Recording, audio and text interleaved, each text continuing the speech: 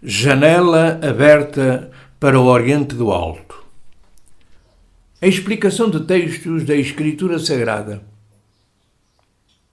Chegando a tarde, ele, Jesus, veio com os 12. Evangelho de Marcos, capítulo 14 e versículo 17. Quem veio? O Senhor de eternidades. Quando? À tarde. E aonde foi? Ele entrou no refeitório preparado pelos discípulos. Com quem? Com seus apóstolos escolhidos. O que fez ele no refeitório?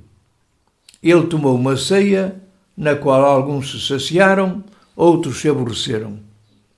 Na mesma noite, ele se referiu ao traidor. Vamos analisar o quadro espiritualmente. O que vem a ser a tarde?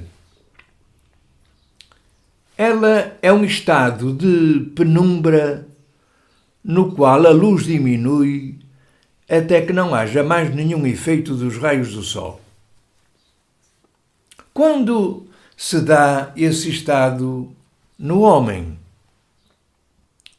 Espiritualmente, quando já leu e estudou muito, o que se assemelha à penetração dos raios solares durante o dia. No fim do mesmo, o sol se põe, surgindo a penumbra e a noite. O mesmo acontece com a luz da leitura e dos estudos. O leitor estudioso se cansa e se aborrece porque não conseguiu aumentar a sua luz interior, da mesma maneira que a luz solar continua sempre igual. No verão, ela é mais forte, no inverno, mais fraca, de acordo com as condições crescentes ou decrescentes. A luz da manhã também é mais fraca. Ao meio-dia aumenta e diminui à tarde. O mesmo sucede com o estudo do homem. Quando começa a instruir-se numa boa biblioteca, inicia-se amanhã. Se após vários anos cansou a visão e julga ter absorvido a sabedoria de Salomão, dá-se o meio-dia ou o verão.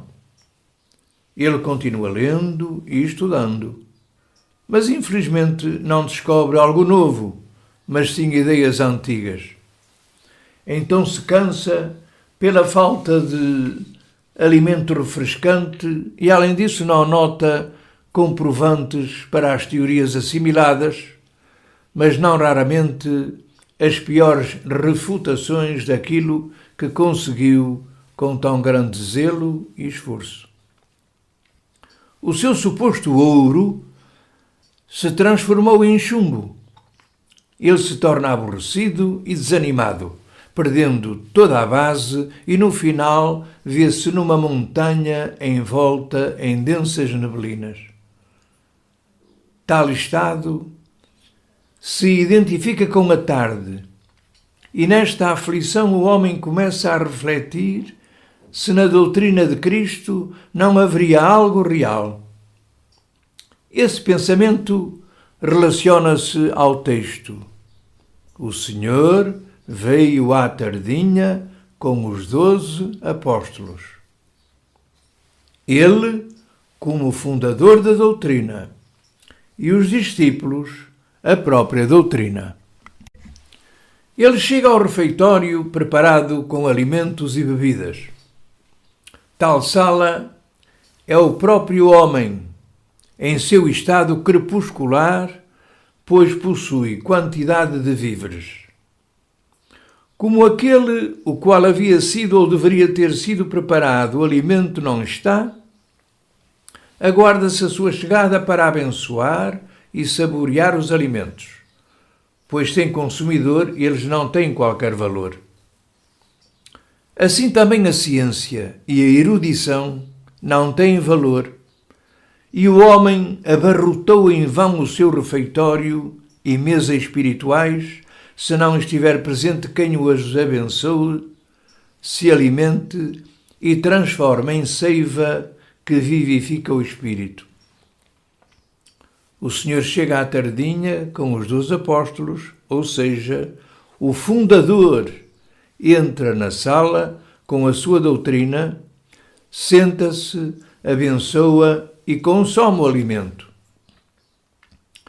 Este, sendo de espécie natural, o efeito é o mesmo daquela ceia em que o Senhor instituiu uma verdadeira ceia viva, com palavras de amor, na qual muitos discípulos se aborrecem dizendo: que doutrina dura é esta?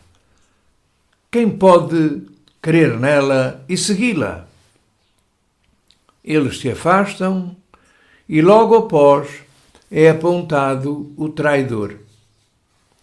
Quem são os seguidores que se aborrecem e se afastam?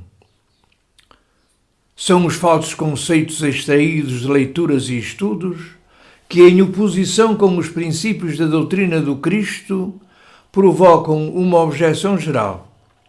Uma doutrina saturada de tantos contrassensos não pode ser de origem divina. É, portanto, insípida e temporária, feita por criaturas incultas e inconsequentes que juntaram um amontoado de conhecimentos filosóficos de antanho para exigir um tributo da própria e pobre humanidade. Com isto, o traidor é apontado, afasta-se e executará a sua traição. Ele entra e entrega a vida à morte, e com isto sucumbe, com o que se dá a noite subsequente, isto é, está tudo morto dentro do homem. Assim eu venho de facto à noite com os 12 para junto de todos e encontro a sala e a mesa ocupadas, mas com alimento natural. Se eu o consumo ou aceito, com a condição de transformá-lo em alimento de caridade, e que tal ato deve ser feito em minha memória ou em meu nome e não da própria pessoa, por amor próprio, honra e elogios, os discípulos se aborrecem e me abandonam. Judas está desnudo e não demora a me ser comunicada a sentença de morte. Por isto, não aguardeis a tarde.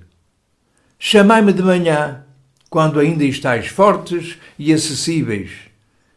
Então virei dizendo: não convém vos expordes demais aos raios solares, que vos cansam e vos tornam inativos.